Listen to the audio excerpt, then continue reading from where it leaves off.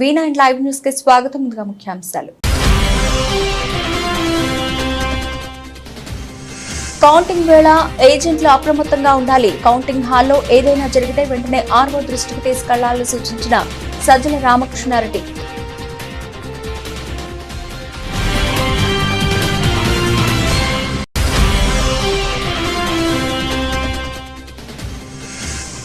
Phone tapping అంశంలో తనపై మంత్రి కోమటిరెడ్డి వ్యాఖ్యలకు స్పందించిన హరీష్ రావు, ఆరోపణలు నిరూపిస్తే ముక్కు నేలకేసి రాస్తానని సవాల్.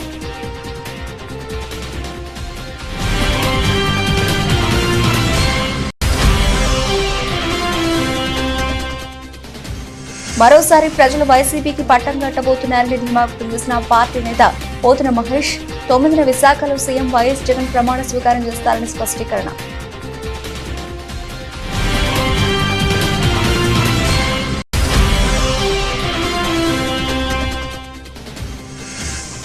ఎమ్మెల్సీ కవిత కస్టడీ పొడిగించిన కోర్టు, జూలై 3 వరకు జైల్లోనే బీఆర్ఎస్ ఎమ్మెల్సీ.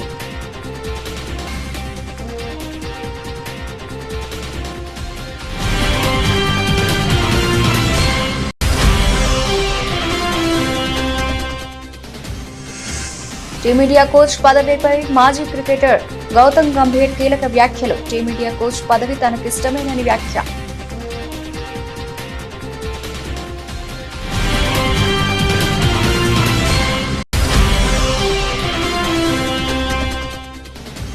మార్కెట్లో ఎగ్జిట్ పోల్స్ జోష్, మోదీ 3.0 గెలుపు అంచనాలతో లాభాలు ట్రేడ్ అవుతున్న స్టాక్ మార్కెట్లు.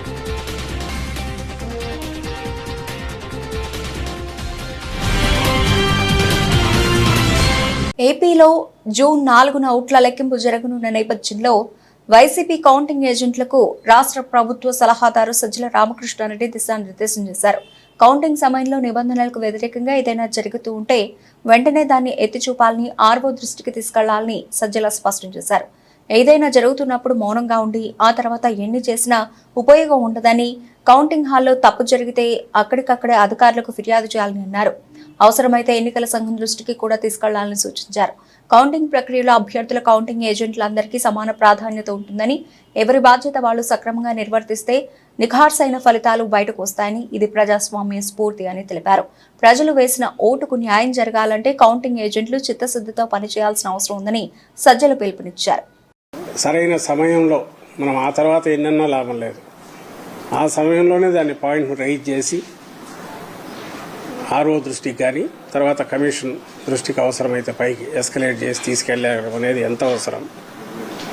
దానికంటే ముఖ్యంగా ఈ కౌంటింగ్ ప్రక్రియలో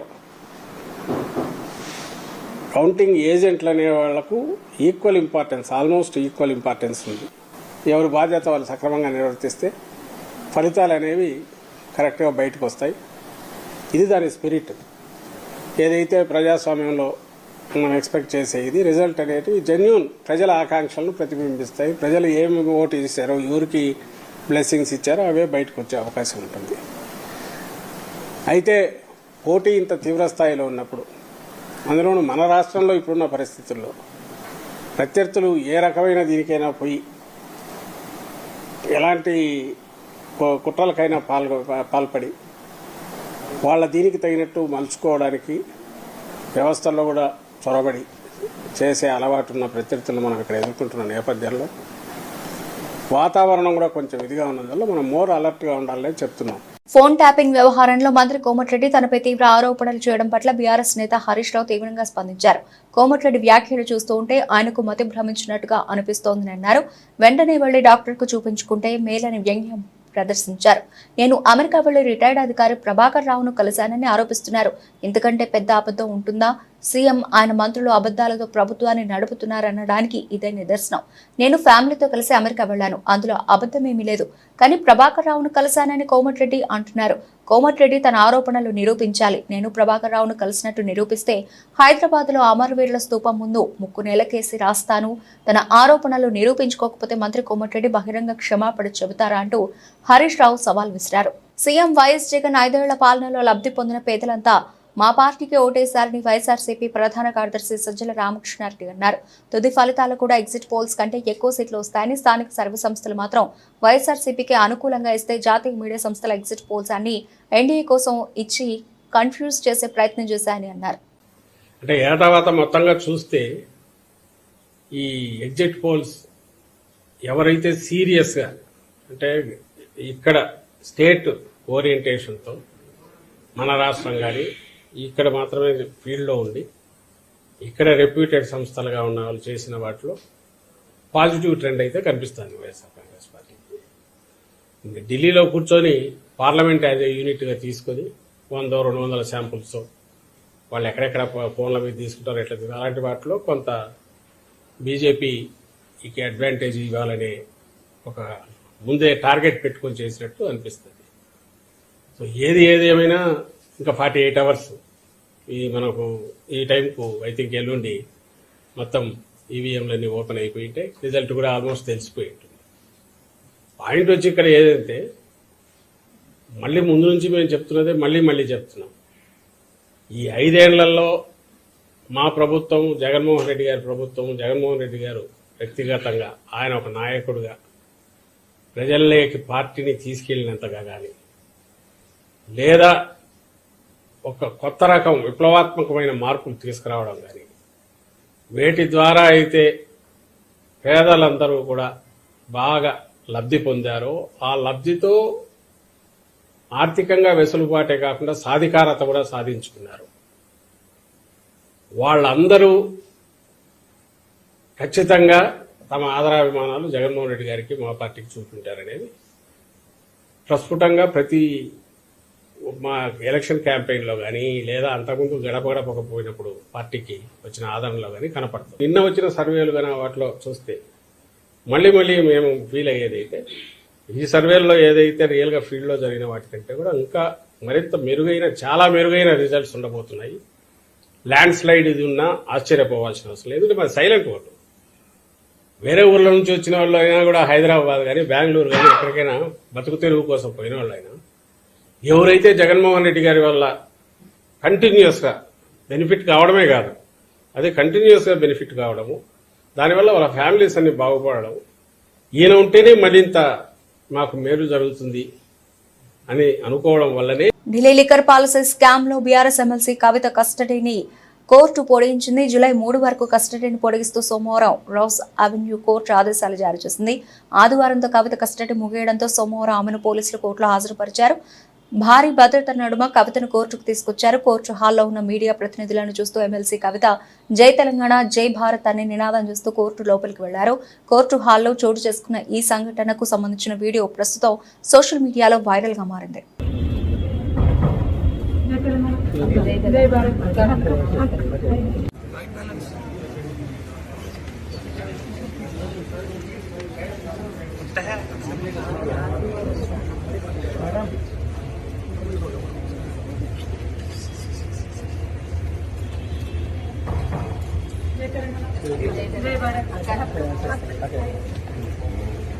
సీఎం వైఎస్ జగన్ 5 ఏళ్లలో అమలు చేసిన సంక్షేమ అభివృద్ధి కార్యక్రమాలను మెచ్చి ప్రజలు మరోసారి వైఎస్ఆర్సీపీకి పట్టం కట్టబోతున్నారని వైఎస్ఆర్సీపీ నేత పోతిన మహేష్ అన్నారు. ఈ నెల 9న విశాఖలో సీఎం వైఎస్ జగన్ ప్రమాణ స్వీకారం చేయడం ఖాయమని ధీమా వ్యక్తం చేశారు.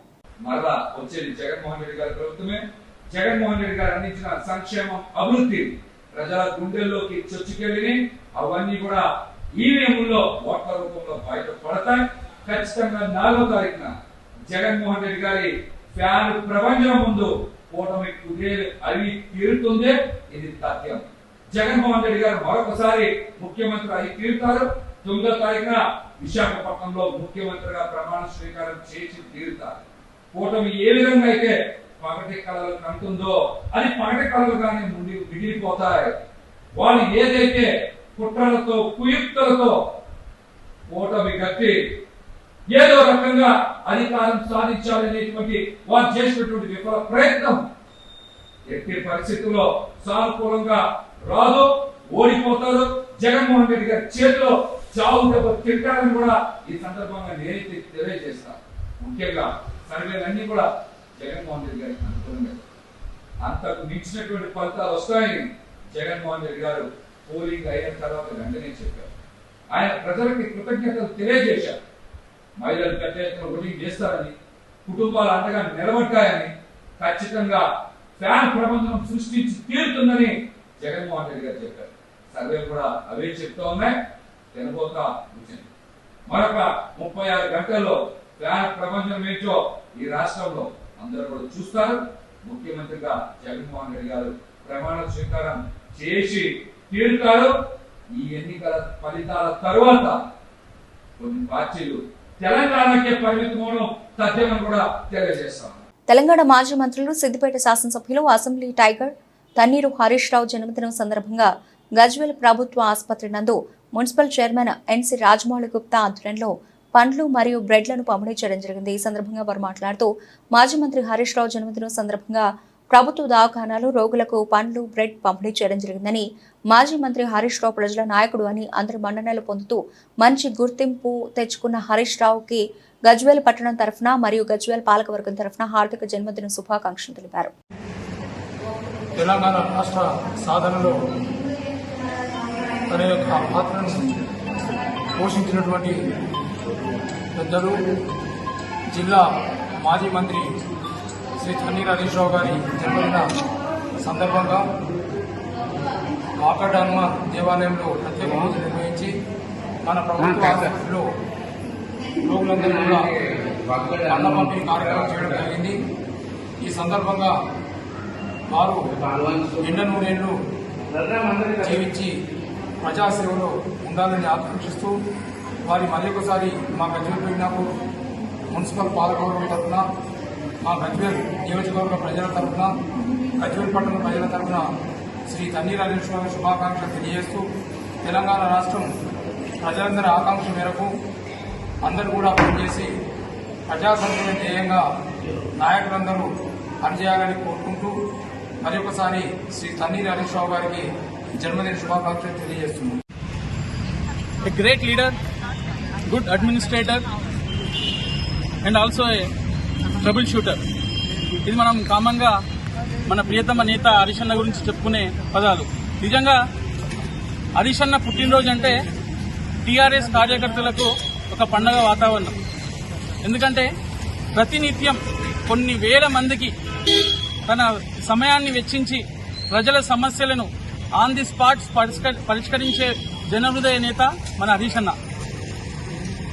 హరీష్ అన్నను యావత్ భారతదేశంలో ఒక ఎగ్జాంపుల్గా తీసుకొని ప్రతి రాష్ట్రంలో చాలా పార్టీలలో నాయకులు ముందుకు సాగుతున్నారు.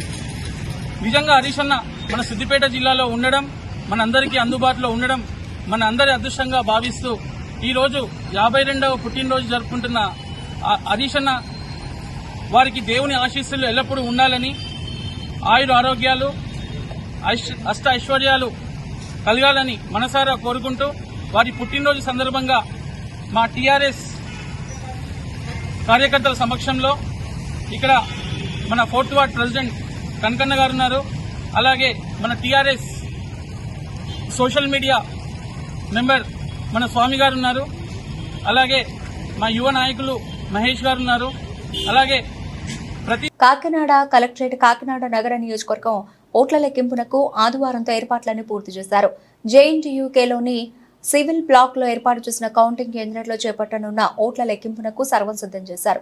ఈ నియోజకవర్గానికి సంబంధించి ఈవీఎంలలో పోలైన ఓట్లు, పోస్టల్ బ్యాలెట్లు, సర్వీస్ కిట్లను లెక్కించడానికి అవసరమైన టేబుళ్లు, ట్రేలు, ఫర్నిచర్ సిద్ధమయ్యాయి. పోటీలో అభ్యర్థులున్న నేపథ్యంలో ఒక్కో టేబుల్ వద్ద ఆయా అభ్యర్థుల తరఫున ఏజెంట్లు ఓట్ల లెక్కింపులో పాల్గొనేలా కుర్చీలు వేశారు.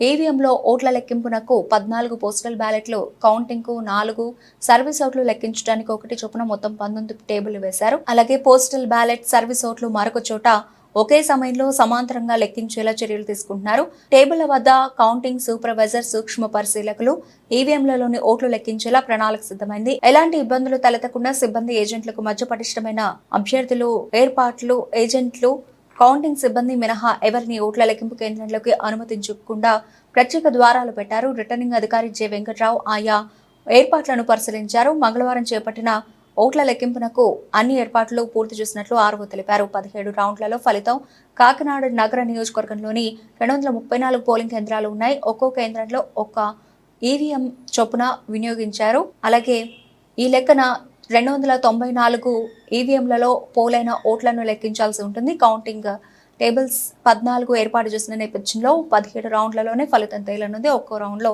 14 ఈవీఎంలలోని ఓట్లను లెక్కిస్తారు. రౌండ్ల వారీగా అభ్యర్థులకు వచ్చిన ఓట్ల వివరాలను నమోదు చేస్తారు. ఇలా 17 రౌండ్లు పూర్తయిన తర్వాత ఫలితాలు వెల్లడిస్తారు. కాకినాడ నగర నియోజకవర్గంలో వినియోగించిన 234 ఈవీఎంలలో మొత్తం 171,356 ఓట్లు పోలయ్యాయి. ఎన్నికల్లో గెలుపోటములతో పని లేకుండా ప్రజాసేవయే పరమావధిగా 2 దశాబ్దాల పైబడి సమాజానికి అంకిత భావంతో సేవలు అందిస్తున్న రాష్ట్రీయ ప్రజా కాంగ్రెస్ సెక్యులర్స్ మరో స్వాతంత్ర పోరాట స్ఫూర్తి దాయకులని వారికి నేడు అభినందన సత్కారాలు నిర్వహించుకోవడం ఎంతో ఆనందదాయకంగా ఉందని RPC senior secular Pendyala Kamaraju ఆనందాన్ని వ్యక్తపరిచారు. మొన్న జరిగిన ఎన్నికల ప్రచారంలో ఏ బలహీనతలకు తావు లేకుండా ప్రజాస్వామ్యబద్ధంగా కేవలం కరపత్రాన్ని అస్త్రంగా మలుచుకుని ఇంటింటికి సాంప్రదాయక ప్రచారాన్ని సాగించిన ఆర్పీసీ సెక్యులర్స్ నిజమైన యుద్ధ సూరులని కిరాయి మనుషులతో కిరాయి మార్గాలను నమ్ముకొని ఎన్నికలను రాజకీయ వ్యాపారంగా మార్చిన నేటి వ్యాపార ప్రధాన రాజకీయ పక్షాలు సిగ్గుపడే విధంగా స్వచ్ఛందంగా ఎవరి ఖర్చులు వారే ఖర్చు చేసుకుంటూ పార్టీ సిద్ధాంతాలను ప్రజల ముందుకు తీసుకెళ్లిన ఆర్పీసీ వారియర్స్ ను చూస్తూ ఉంటే ఎంతో గర్వంగా ఉందని, వ్యాపార పార్టీలన్నీ ఆర్థిక దోపిడీలో బిజీగా ఉండడం ఖాయమని ఆర్పీసీ అధ్యక్షులు మేడా శ్రీనివాస్ ఈ సందర్భంగా గుర్తు చేశారు. సమాజంలో రాష్ట్రీయ ప్రజా కాంగ్రెస్ పార్టీ సెక్యులర్ అని చెప్పుకోవడానికి ఎంతో గర్వపడేటటువంటి ఒక స్థానాన్ని రాష్ట్రీయ ప్రజా కాంగ్రెస్ పార్టీ ఈరోజు సంపాదించుకుంది. ఎందుకంటే మిగతా ఏ రాజకీయ పార్టీ అయినా సరే రాష్ట్రీయ ప్రజా కాంగ్రెస్ పార్టీ సెక్యులర్ ముందు అసలు ఏ విధమైన అర్హత లేనటువంటి వాళ్ళందరూ వాళ్ళు అని ఈరోజు గర్వంగా చెప్పుకోవాలి. ఎందుకంటే ఏదైనా ప్రజల పక్షాన సామాజిక దృక్పథంతో ఈరోజు ఎన్నికల పర్వాన్ని ముందుకు నడిపించాం. దురదృష్టవశాత్తు ఎన్నికల సంఘం కూడా పూర్తిగా పొల్యూట్ అయిపోయింది అనుకోండి. ఎన్నికల విధి విధానాలే సక్రమంగా జరగలేదు. ఇలాంటి పరిస్థితుల్లో ఈరోజు ఒక సామాజిక సాంప్రదాయకమైనటువంటి ప్రచారాన్ని ముందుకు తీసుకెళ్లి కరపత్రాన్ని అస్త్రంగా మలుచుకొని ఈరోజు రాష్ట్రీయ ప్రజా కాంగ్రెస్ పార్టీ కార్యకర్తలను కూడా ఈ రాజమండ్రిలో ప్రతి నలుమూలలో కూడా ప్రతి ఇంటిని టచ్ చేసి మాకు ఓటు వేయండి అని చెప్పి అందరినీ అభ్యర్థించారు. అలాగే ఈ రాజమండ్రికి ఏదైతే అవసరమో ఆ లక్ష్య సాధనగా ఈరోజు మేము ఒక కరపత్రాన్ని ఒక మేనిఫెస్టోను రూపొందించి ఈ రాజమండ్రిలో ఓటుని అభ్యర్థించడం జరిగింది. గెలుపు ఓటమిలో పక్కన పెడితే రాష్ట్రీయ ప్రజా కాంగ్రెస్ పార్టీ గెలిచింది.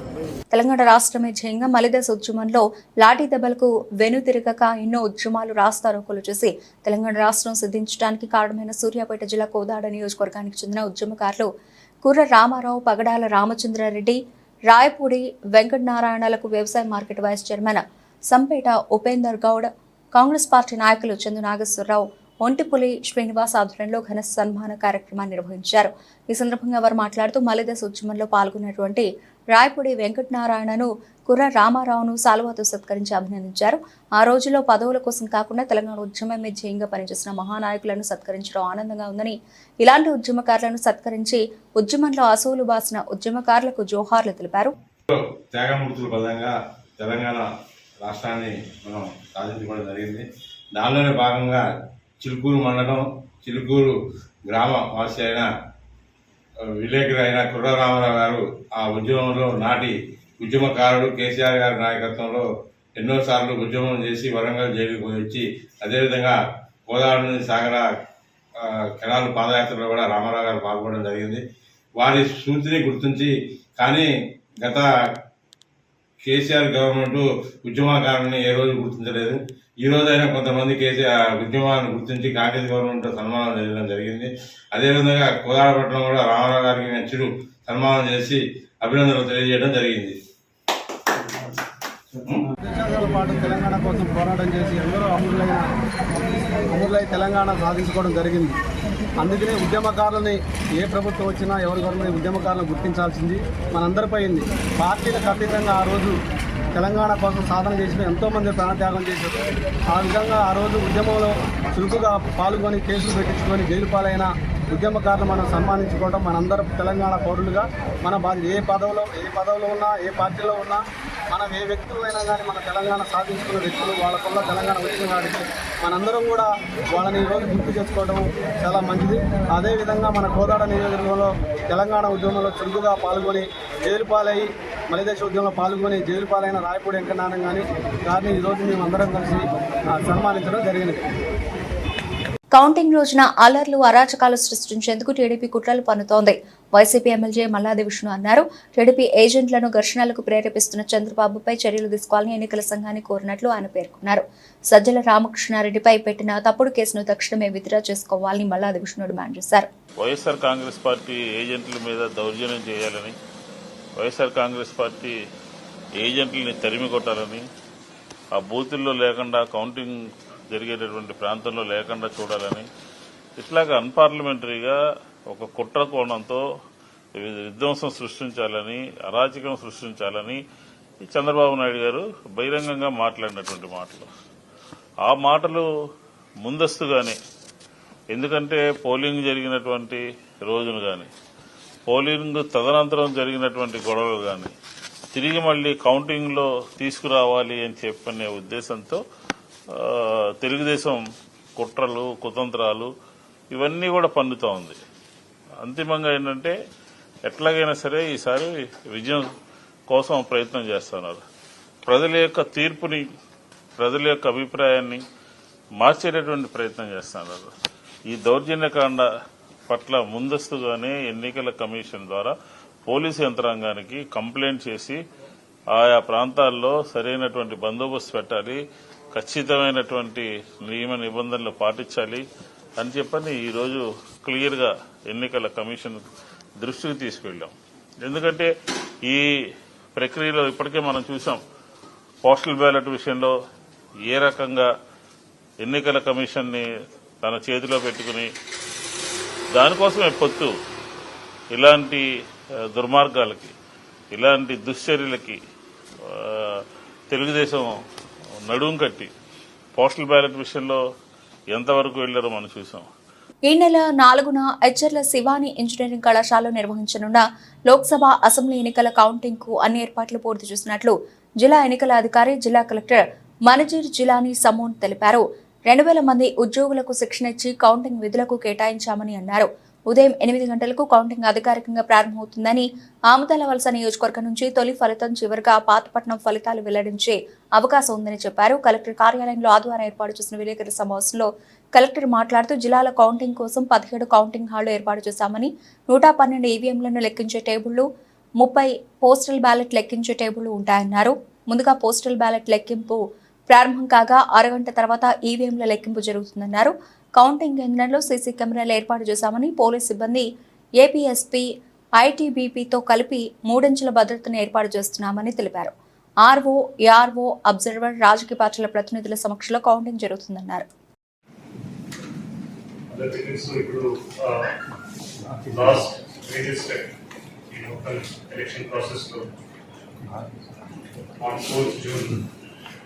ఆ స్టెప్ మొదలవుతున్నది. సో మార్నింగ్ 8 o'clock నుంచి ఆల్ కౌంటింగ్ ఈవెంట్ సంబంధించిన కావచ్చు, అదేవిధంగా పోస్టల్ బ్యాలెట్ సంబంధించిన కావచ్చు, మొత్తం ఆల్ కాన్స్టిట్యున్సీస్ సంబంధించిన, అదేవిధంగా శ్రీకాకుళం పార్లమెంటరీ కాన్స్టిట్యున్సీ సంబంధించిన కూడా అక్కడే కౌంటింగ్ అవుతున్నది. సో కౌంటింగ్ కోసం ఆల్ అరేంజ్మెంట్స్ ఆల్రెడీ పూర్తి చేయడం జరిగింది. So separate counting hall AC కోసం, అదేవిధంగా separate counting hall assembly segment, parliament సంబంధించిన సెగ్మెంట్ కోసం కూడా పెట్టడం జరిగింది. దాంతోపాటు పోస్టల్ బ్యాలెట్ కోసం పార్లమెంట్ సంబంధించిన ఇంకొక హాల్ సెపరేట్గా పెట్టడం జరిగింది. ఎందుకంటే జిల్లాలో నంబర్ ఆఫ్ పోస్టల్ బ్యాలెట్స్ చాలా ఎక్కువ ఉన్నాయి, మాకు టోటల్ నంబర్ కూడా చాలా ఎక్కువ ఉంది complete all the districts. That is why separate all దానికోసం పెట్టడం జరిగింది. సో టోటల్ 86 కంటెస్టింగ్ క్యాండిడేట్స్ మన జిల్లాలో ఉన్నారు. సో ఈ 2024 సైమల్టేనియస్ ఎలక్షన్ కోసం టోటల్ 112 ఈవీఎం టేబుల్స్ లో కౌంటింగ్ చేయడం జరుగుతున్నది. and 29 postal ballot tables for 8 assembly constituencies. Constituencies also 112 EVM tables, 29 postal ballot tables, the counting of the EVM. Adedanga 98 EVM tables and 30 postal ballot tables. So Srikakulam PC number 2, దానికోసం counting చేయడం. Total votes polled It's around 40,70,959 the EVMs machines. Team India coach పదవిపై ఉత్కంఠ కొనసాగుతున్న వేళ cricket దిగ్గజం గౌతమ్ గంభీర్ తాజాగా కీలక వ్యాఖ్యలు చేశారు. భారత జట్టుకు మార్గదర్శకుడిగా నిలవడం తనకు ఇష్టమేనని అన్నారు. అబుదాబిలో ఓ కార్యక్రమంలో ఆయన మాట్లాడుతూ టీమిండియా కోచ్ బాధ్యతలు దక్కడం తన కెరీర్లోనే అత్యుత్తమ గౌరవం కలదని వ్యాఖ్యానించారు. టీమిండియా తదుపరి హెడ్ కోచ్ గౌతమ్ గంభీరేనని ఇప్పటికే జాతీయ మీడియాలో కథనాలు వెలువడుతున్న సమయంలో గంభీర్ వ్యాఖ్యలు ప్రాధాన్యం సంతరించుకున్నాయి. టీమిండియాకు కోచ్ గా ఉండడం నాకెంతో ఇష్టం, దానికి మించిన గౌరవం మరొకటి ఉండదు. కోచ్ బాధ్యతలంటే 140 కోట్ల మందికి ప్రాతినిధ్యం వహించడం, ఇంతకంటే పెద్ద గౌరవం మరొకటి ఉంటుందా అని గంభీర్ అన్నారు. భారత విజయానికి యావత్ టీం కలిసికట్టుగా కష్టపడాలని గౌతమ్ అభిప్రాయపడ్డారు. ప్రధానమంత్రి నరేంద్ర మోదీ నేతృత్వంలో 3సారి ఎన్డీఏ సర్కార్ అధికారంలోకి వస్తుందని ఎగ్జిట్ పోల్స్ అంచనా వేసిన తర్వాత సోమవారం స్టాక్ మార్కెట్లు లాభాలతో ప్రారంభమయ్యాయి. మౌలిక సదుపాయాలు, క్యాపిటల్ గూడ్స్ తయారీ రంగ షేర్లు లాభాలు ట్రేడ్ అవుతున్నాయి. ఉదయం 7:05 నిఫ్టీ 23,353 పాయింట్ల వద్ద ప్రారంభమైంది. శుక్రవారం మార్కెట్లు ముగిసే సమయానికి నిఫ్టీ 22,530.70 వద్ద ఉంది. గత వారం నిఫ్టీ 50, S&P, BSE, సెన్సెక్స్ 2% చొప్పున పడిపోయాయి. శనివారం విడుదలైన ఎగ్జిట్ పోల్స్ 543 మంది సభ్యుల లోక్సభలో బీజేపీ నేతృత్వంలోని నేషనల్ డెమోక్రటిక్ అలయన్స్ 3/2 మెజారిటీని పొందవచ్చని అంచనా వేశాయి. బులెటిన్ ముగించే ముందు హెడ్లైన్స్ మరోసారి. కౌంటింగ్ వేళ ఏజెంట్లు అప్రమత్తంగా ఉండాలి. కౌంటింగ్ హాల్లో ఏదైనా జరిగితే వెంటనే ఆర్ఓ దృష్టికి తీసుకెళ్లాలని సూచించిన సజ్జల రామకృష్ణారెడ్డి.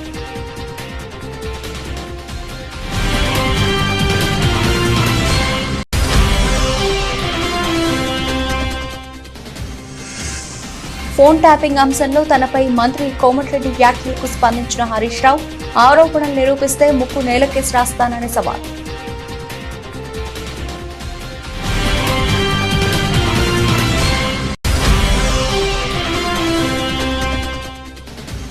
మరోసారి ప్రజలు వైసీపీకి పట్టం కట్టబోతున్నారని ధీమా వ్యక్తం చేసిన పార్టీ నేత పోతున మహేష్, 9న విశాఖలో సీఎం వైఎస్ జగన్ ప్రమాణ స్వీకారం చేస్తారని స్పష్టీకరణ.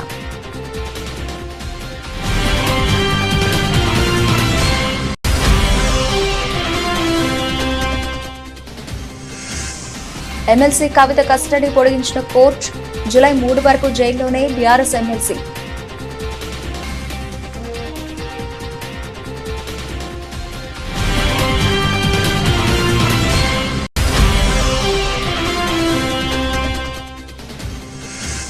టీమిండియా కోచ్ పదవిపై మాజీ క్రికెటర్ గౌతమ్ గంభీర్ కీలక వ్యాఖ్యలు. టీమిండియా కోచ్ పదవి తనకిష్టమేనని వ్యాఖ్య.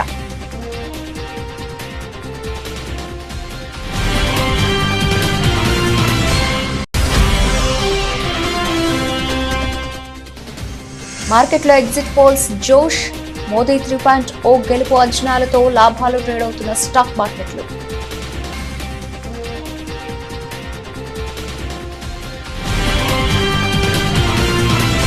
ఇది ఇప్పటివరకు బులెటిన్ అప్డేట్స్. మరిన్ని అప్డేట్స్ తో మళ్ళీ కలుద్దాం. అంతవరకు సెలవు, నమస్తే.